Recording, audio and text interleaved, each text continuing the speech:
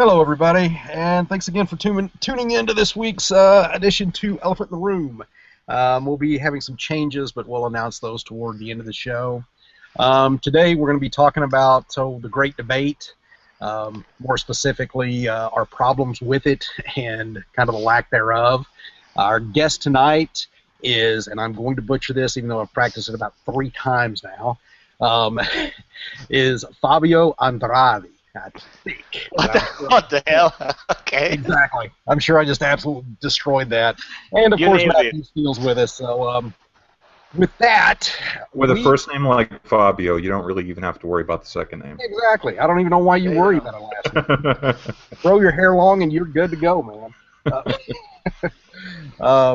But we really want to kind of take our lead from Fabio tonight because I think it's pretty interesting, his take on the Great Debate, and I just think we're going to springboard off of that. So, Fabio, please, you can definitely beat me up over the use of your name, and let's go ahead and get into this. Yeah, I'd just like to add before you start, Fabio, that if anyone's not familiar with you, you are a resident of Italy, so you have a very objective view of the Great Debate in North America and the rest of Europe, especially Great Britain. So I think that the perspective that you can provide is going to be very interesting for people.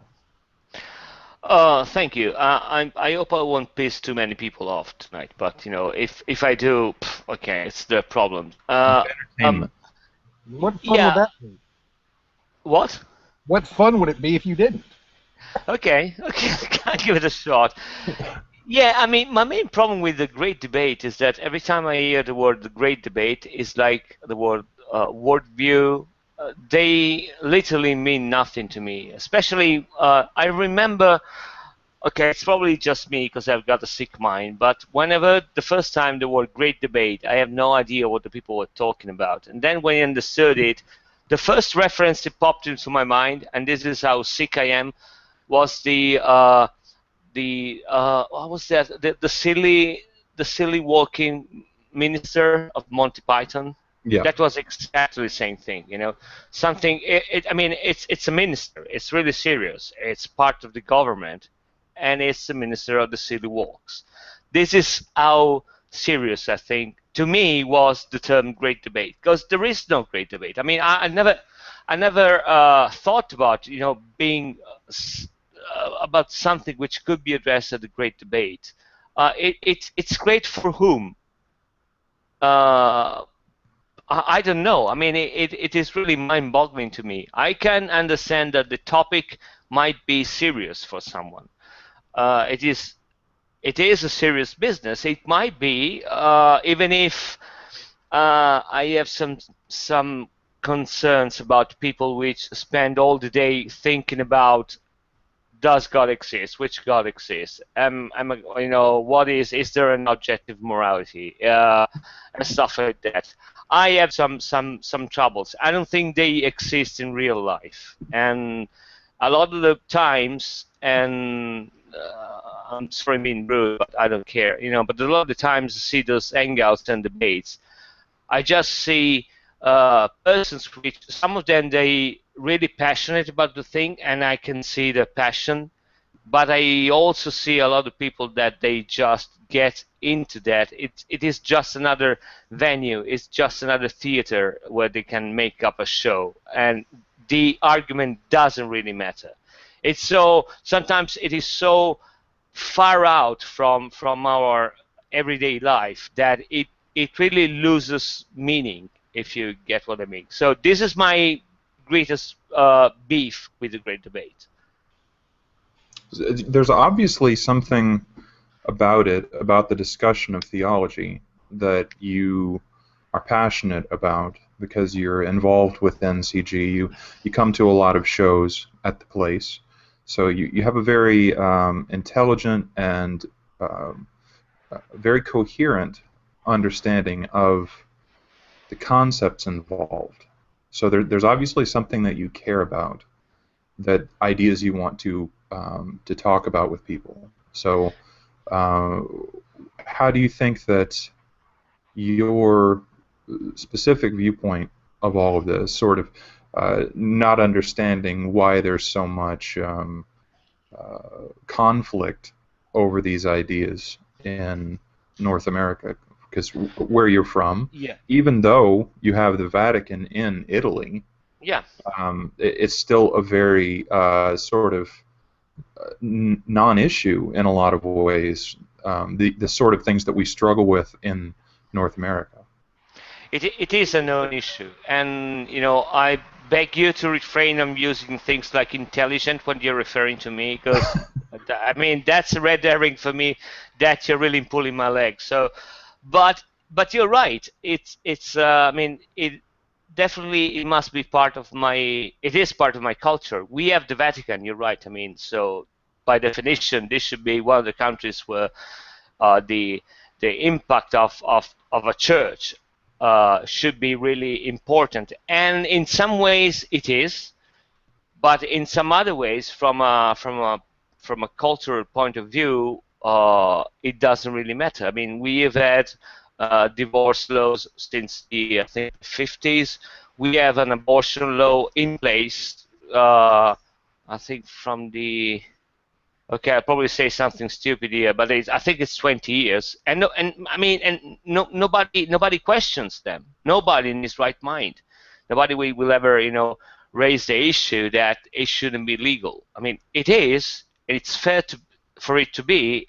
There is a clear, the main thing is that there must be a clear distinction between church and state, and I don't really know how to answer the first part of your question. Let me just briefly say what are my feelings about religion and things like that. I personally am not the kind of people which go and try to convert people. I don't care. I don't care what you believe. I don't care if you believe in whatever the things that you want to believe. If they make you a good person, everybody.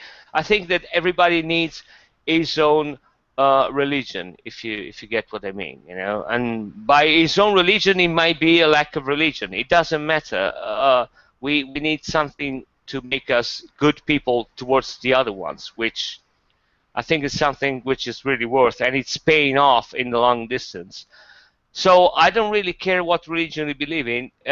The only problems I have with every religion is that when your religion gets into the business of a secular society, okay, this is where I have issues. But I don't have issues with the religion per se until you say that you do what you do just because of the religion. I have problem with specific issues that they might or might not depend on religion. So this is my particular stance on all this debate. It's not the debate; it's how people behave. And I don't know if I was clear enough, but No, that makes perfect sense. I actually just made a video in response to someone who was talking about these issues of what the Great Debate means or what it should be about. He's a Christian and was saying that he thinks the Great Debate should be about the existence of God. But I agree more with you. It should be about, or I think it's about, how people act based on their beliefs. And how yes, those actions affect other people. So naturally, the people who have a more benign, loving attitude towards theology they're not going to be as much of a focus as the ones who are causing a lot of trouble in society, trying to make things the way they want them, no matter who it hurts. yeah, Well, I might have a little bit of different, I guess, take on this in that, to me, it's kind of the root cause is what I would like to get at.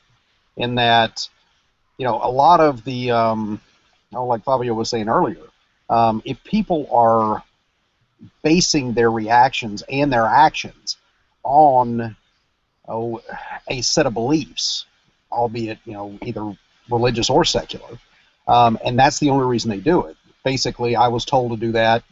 Dad, in the parenting scheme, Dad said to do it. I don't question why. I just say yes, sir, and do whatever I'm told.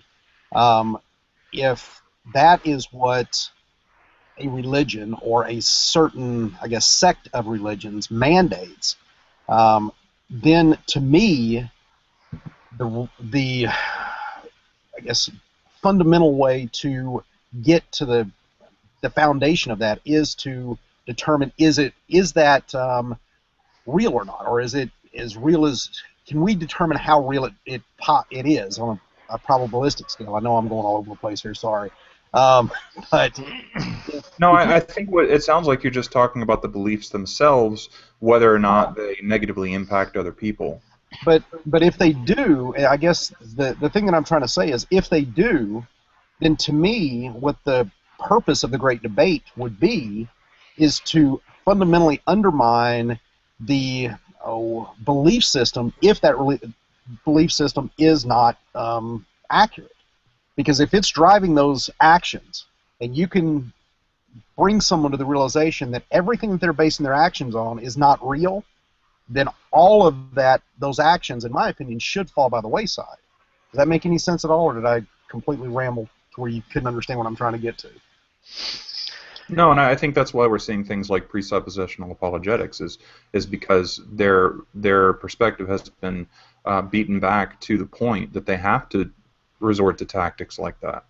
Right, and that's exactly what I'm talking about, is that, the ability to completely leave reason and logic at the door and say that that's okay, that we don't have to think about it. God told us this, it's been revealed in such a way, we don't have to question things, and on and on and on.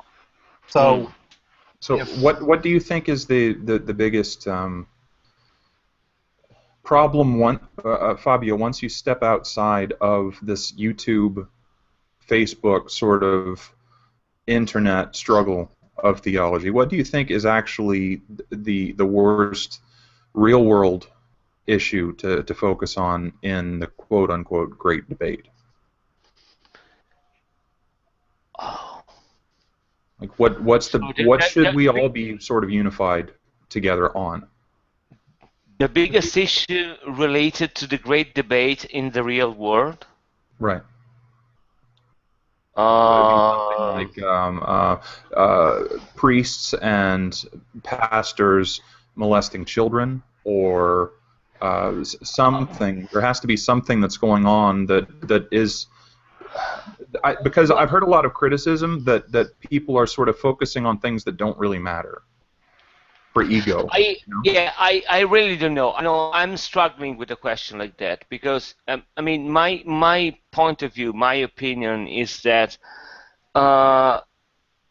you have stupid people, and then you have the rest of the people, and among the rest of the people there are some smart ones, but the problem are the stupid ones. And being an idiot is, I've said it many times, but I repeat because I love it. But being an idiot is cross-platform. It doesn't really matter if you're an atheist, theist, whatever religion you are. So those are the real dangers. But so this is my particular stance. So that's why I'm struggling. But if I had to point out about something, it would be ignorance. And by ignorance, I mean lack of proper education. I mean, if you get involved in a religion, any religion, which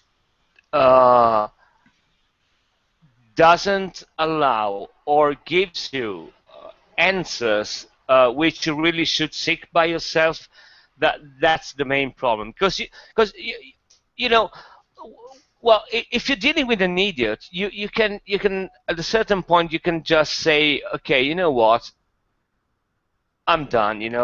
Go your way. I'm going my way. There's 7 billion people in the world. I mean, I can change you. You won't change me.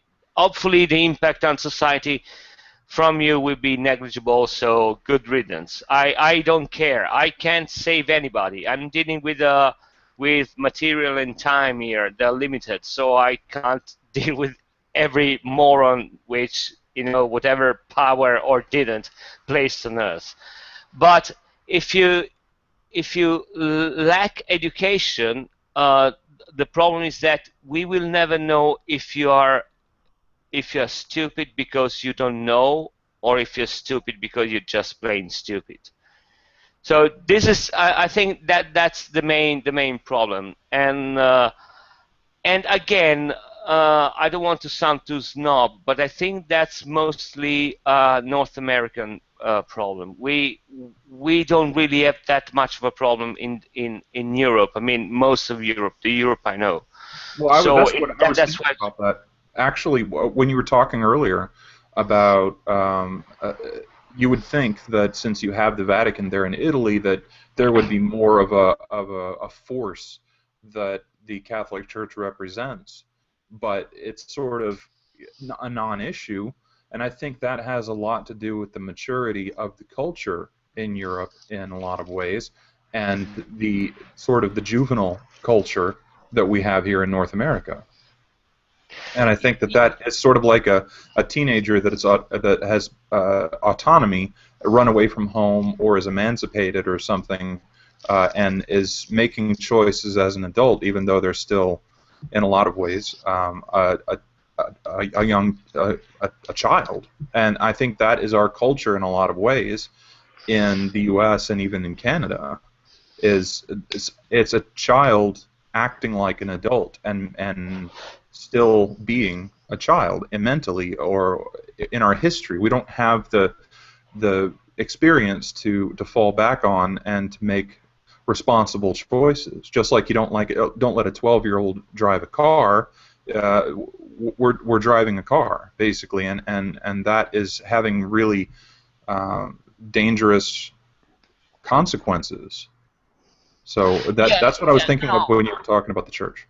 No, I understand. I mean, that might well be. I honestly can't point out the finger towards a particular cause, but I know how the things work around here, and I know for a fact that, for example, nobody in his right mind, even if we had, I mean, we had hookers in the parliaments, we had thieves, we had people making orgies. I really struggle sometimes with what happens, overseas. That there might be someone actually in his right mind which raises his hand and said, you know what? Well, probably creation should be taught with the very same uh, stance as evolution or stuff like that. I mean, this is absolutely nutters. It is bonkers. It will never work like that.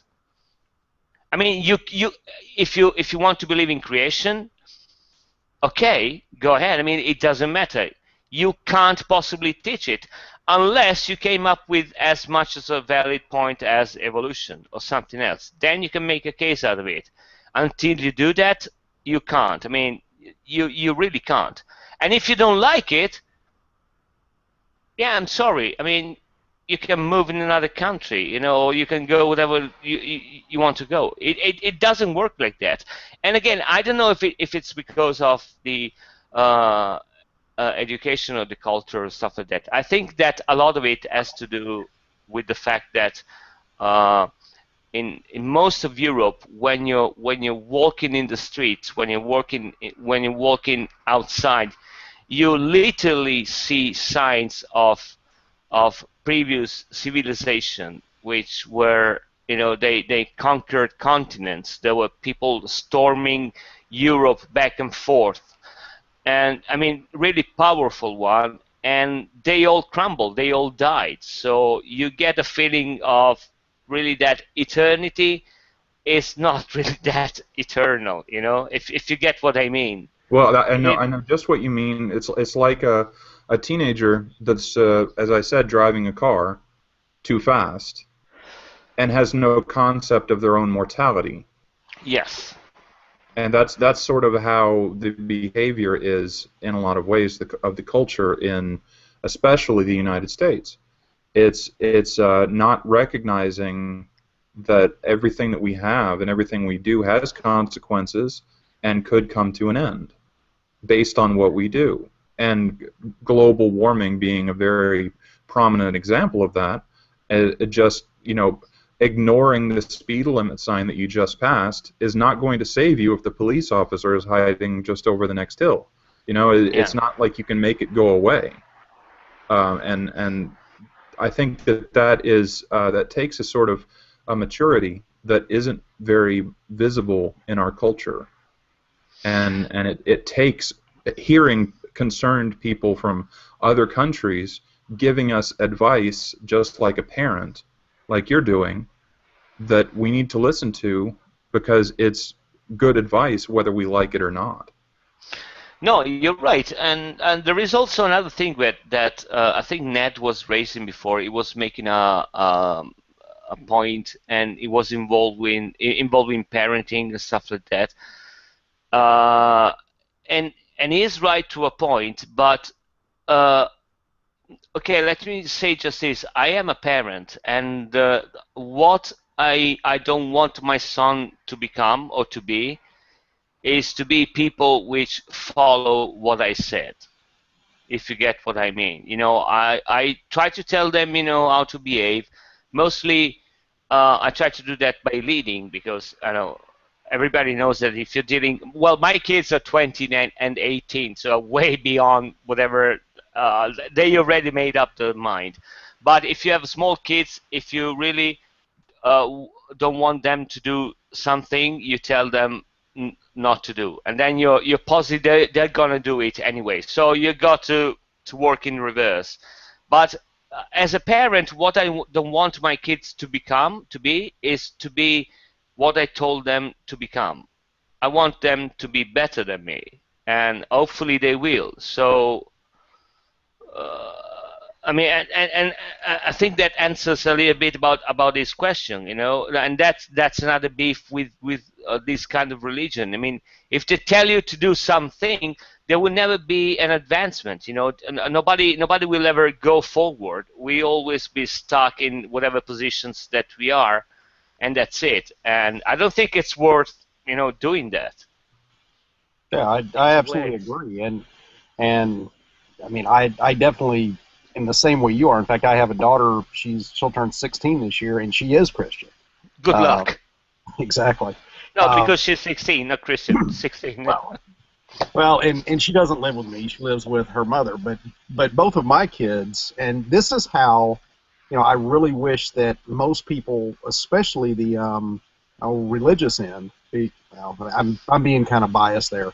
I just wish most people would say, look, if I train your kids to say, if I tell you no, it's okay to ask why. And I might be wrong in why I'm telling you no. And if I am, I need to be brave enough to say, you know what, kids, you were right. I shouldn't have told you no there or told you to do that. And if you'll do that, then your kids, like you said, will be better than you. They won't just follow blindly because someone in authority told them to do it. And to me, that's one of the biggest problems around, is that people don't question anything. They just say, okay, and do it because Joe Schmo is an authority and he must know what he's doing. Yeah. No, I totally agree with you. Well, there is also another point that, again, I think it must be raised, because this is really like an elephant in the room, and I'm plugging your title. Have you seen how subtle it was? Is that it's my firm opinion that most of the people are not bright. By definition, I mean, they're not bright. They can't be bright just by definition, because if everybody were bright, you couldn't find bright persons, and that's a problem, Well, I mean that's statistically, you have to be that. I mean, when you look at the average IQ is around 90 or 95-ish, and mentally disabled comes in at 89. That's a 5-point variance there. I mean, that's, in my opinion anyway, within the statistical error range of error. So, how many people? Yeah, and again, it's not about how smart you are. It's about the attitude you have toward life in general. Do you question? Do you want to know what's out there, or do you want to take the easy road and just say, "Oh, I know the answer," and never question it again? That's the problem I have. No, yeah, but you're right. I mean, and that's the same problem I was trying to address before, when I said that I am everybody, me, you, Matt, everybody which is listening, the one which is listening. I mean, we all have the same problem. We are dealing with with a finite amount of time and material. So it's my firm belief that you have to pick your fights, and you have to pick your things and deal with it. You can't win every fight. You can't deal with everybody. There must be someone or something that you just raise your hand and say, you know what, to hell with it. I can't do that. I hope someone brighter than me will deal with it, but I can't, because at the end of the day, what? It was back. Don't worry about it. Okay, because I mean, at the end of the day, what I really believe is that you have to do something that is changing the status quo, And by status quo, I mean even if you do something which makes your neighbor feel better, that's changing the status quo. You got to do something, You can't be you can't be a glass of beer or a nice uh, rose plant, It's not really what's important. So yeah, and personally, I've dealt with those people, a lot. There was a time, not now, but there was a time where I was really involved in, even in, missions abroad and stuff like that. And let me tell you something. This is something that I know in that camp. Nobody really cared what religion you were, where did you came from, what your parents did, if you were, even if you killed someone somewhere else, they didn't care, because what really mattered was what the difference that you were able to do in that living hell, and that was hell, to me. I don't believe in hell, but that was the closest thing I ever seen which might resemble to hell. So once you go outside and do some stuff, it's what you do which qualifies you, not what you believe. Yeah, I agree that because there's plenty of theistic people out there who, through their actions, do so much good work that there's no way that I would ever question their. I mean, if they came to me and we wanted to discuss it, I would. But as far as trying to take their theology from them, there's no point. I mean, they're good people. They do good things. So why, why rock the boat? Why make those people feel bad and potentially get to the point where they decide not to do those works? So I agree with you. I think that it's all about action. It's not about what one professes. So, Fabio, have you always been an atheist your whole life? Oh, no, of course not. I mean, I live in Italy. What the hell? I mean, you got to be a Catholic for at least, 10 or 15 years of your life here. It's kind of mandatory. No, yeah, no, I've been a Catholic for about, 25 years, stuff like that, approximately, yeah. So once you get onto the baptism records, then as far as they're concerned, you're a Catholic for life, right? Yes, yes, yes. Yeah, but again, it's not a big issue. It's not really. It doesn't really matter. So yeah, but technically, I think you're right. No, technically, you are right. But again, that's another point. I mean, it is just a stamp. It's like a stamp on your passport. You've been there. You've done that. Okay, cool. So I've been to Turkey. I can show you the visas. It was a nice place. Yeah. I'm wondering what stands out to you that you heard about the sort of religious culture in the U.S. What stands out to you being the most hard to believe? Like, I can't believe people actually do that. Oh, youngest creationist. Yeah? That blows my mind. There is that, and people which take the Bible by the letter. They, I Or at mean, least say they do. what? Or at least say they do, even if they don't. Yeah. I mean, I'm not judging people. I mean, I just go by what they say, and Right. if what they say is true, it literally blows my mind. Yeah. It is so far. This is one of those things that I I understand what you're saying. I understand the word. I mean, I listen to the word. I understand your word, but I have no idea what you mean. It's so far out. You know, Like, it's you're talking incredible. about like the Ken Ham and Bill Nye debate. Have you Yeah, seen? yeah, I've seen that, and I was blown away. I was blown away. Yeah, the first and I tell you, the first thing that blew me away was that I tried to figure out if something like that would ever be possible where I live, and the answer is no. Nobody, no, I mean nobody would have given even a room for that kind of debate. I think I can top it. I think I Yeah. can top it. Okay. Scientology. Okay. Yeah. No, you're right. You got a point there. But you see, no, you're right. Well, the approach towards Scientology in Europe has been a little bit different.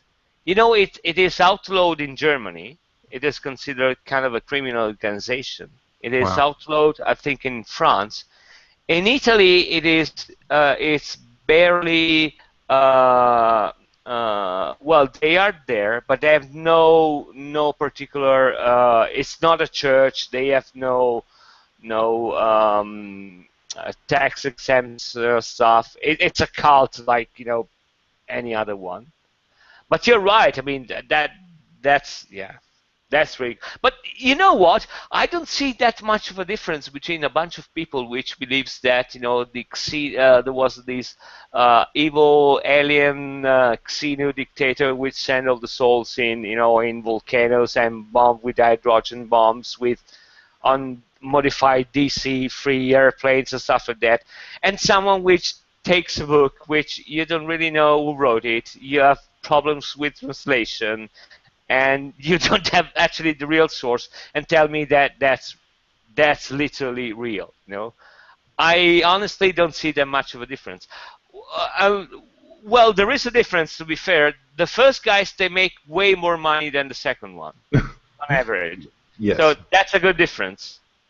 Well, But although the televangelists and the preachers at the big super churches in the yeah. U.S., the ones that have like, 20,000 people in the audience when they preach, Hmm. um, they're probably pulling in the several $1 million a year.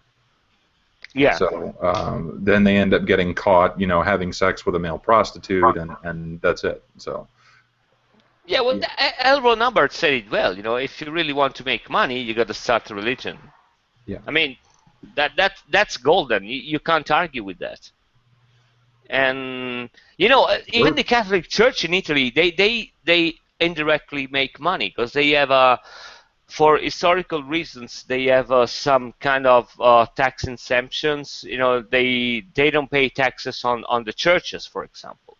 But again, that's not seen really as a big problem, mostly because most of the churches, yes, they are churches, but they're also historical monuments. So it's kind of seen like that. There is no big deal about it.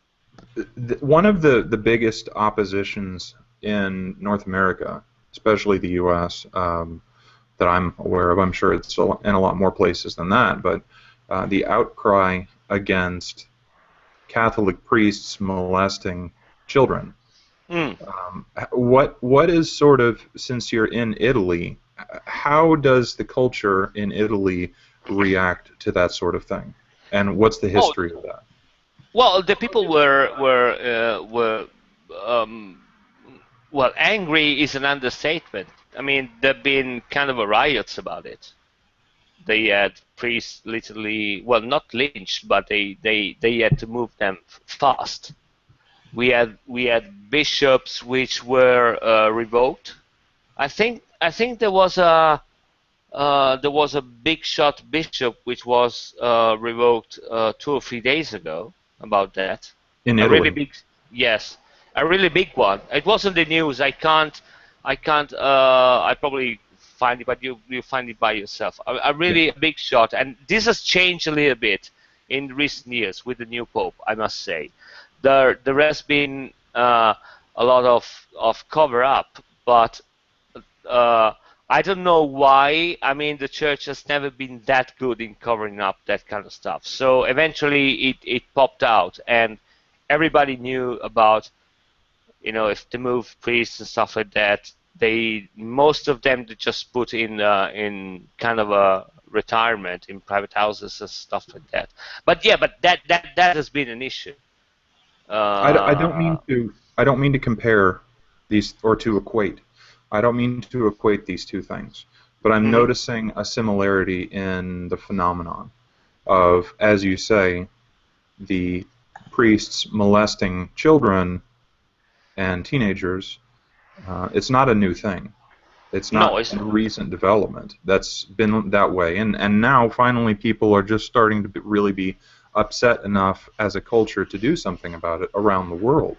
Um, I'm seeing sort of the same phenomenon, and again, I'm not comparing what the priests do with just young Earth creationism, but I'm seeing that with the rapid growth of the scientific community, how much we're learning about cosmology and all of these things that completely destroy young Earth creationism, mhm. and how much that's marginalizing and making negative people who, like Ken Ham, who argue for the literal truth of the Bible, and how much negativity there's starting to be in society publicly, vocally, saying this is a joke, this is something we have to do something about. Like Cosmos with Neil deGrasse Tyson, Yeah. they're I don't know really if I having a negative reaction to that, and I think it's marginalizing in a lot of ways, the same way that the Catholic Church is sort of being marginalized.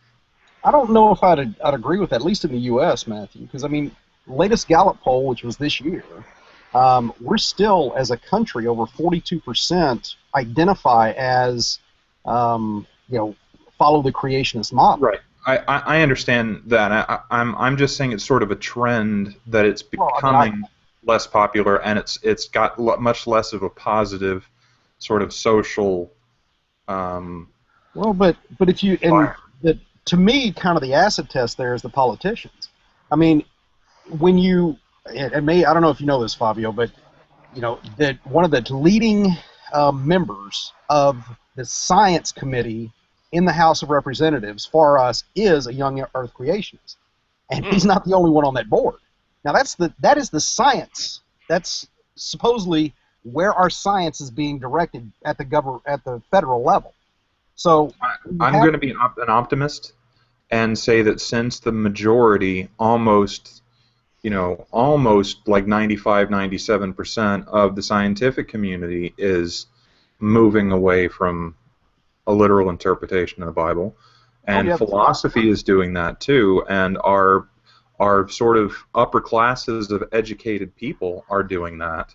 That hopefully the public will also move away, even if we're not doing it, in droves yet. I mean, as you say, there's still 40-something% of the population that believes a literal Bible, literal Bible, but that's a lot less than it was a few years ago.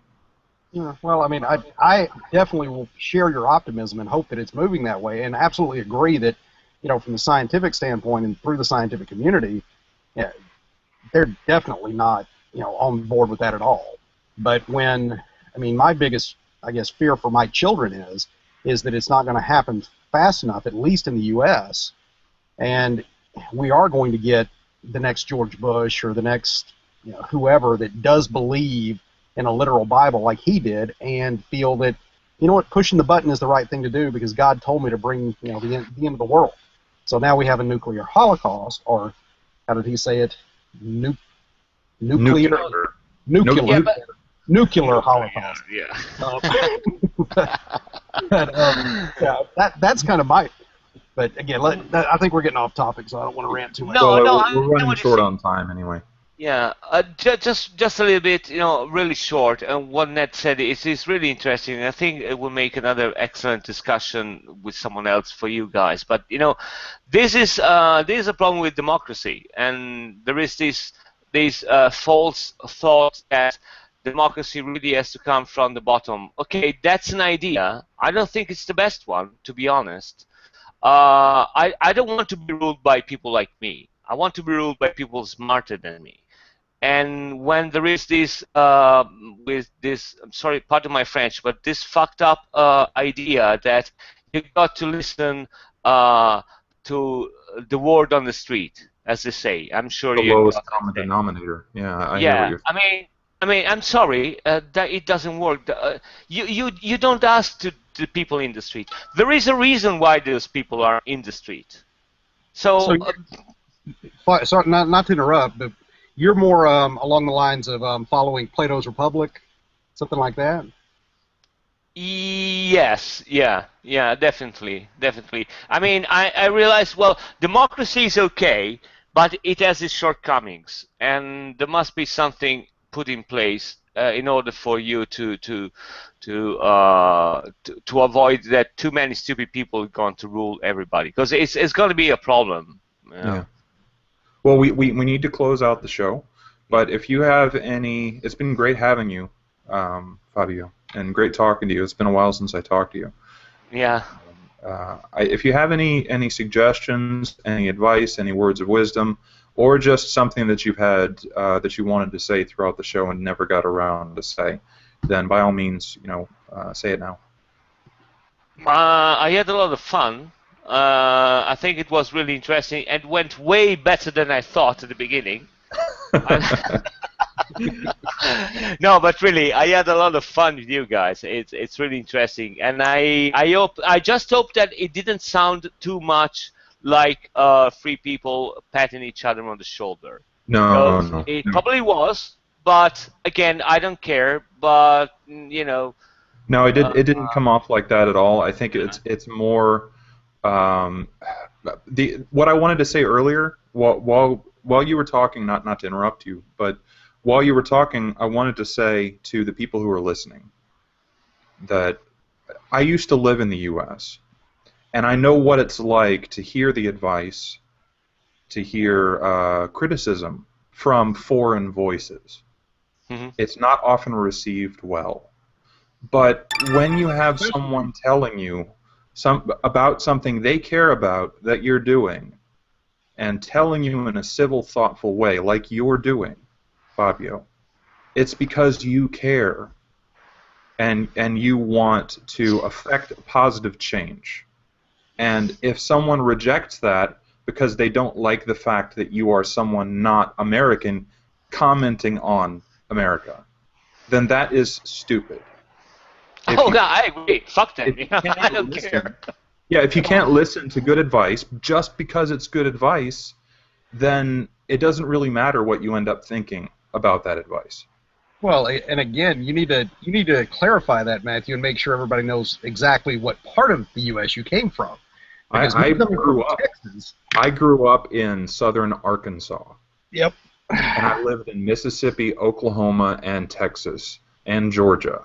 So I am from the bottom deep, of the barrel. Yeah, and and I'm from Texas, so yeah, I, and at least I was taught, well, not specifically from my side of the family, but generally, that America's number one, and you ain't gonna mess with us, and we save everybody's ass on the planet whenever wars come out. It's just idiotic crap. So when you do get this advice, of course we're better than you to begin with. So who the hell are you to tell us what to do? It's and ridiculous. to be upset about being criticized means that you're insecure, because the Exactly. Yeah. criticism is not an attack any Yep. more than telling someone you don't believe what they're telling you is true is an attack on who they are. No, you're just having a disagreement. You have a discussion based on that. You don't have a fight over it. That's Yep. what mature grown-ups do. So, thank you for coming on the show with us, Fabio. It was really great. You're I'm welcome. very happy to have you here. Yeah. Thanks, man. It was really nice. You're Uh, welcome. I had fun. that's going to be it for the elephant in the room today, and we'll be back next week, a week from Monday. will be our next show. We're switching to Monday instead of Sunday. So thank you, everyone, and we'll see you then. Good night, everybody.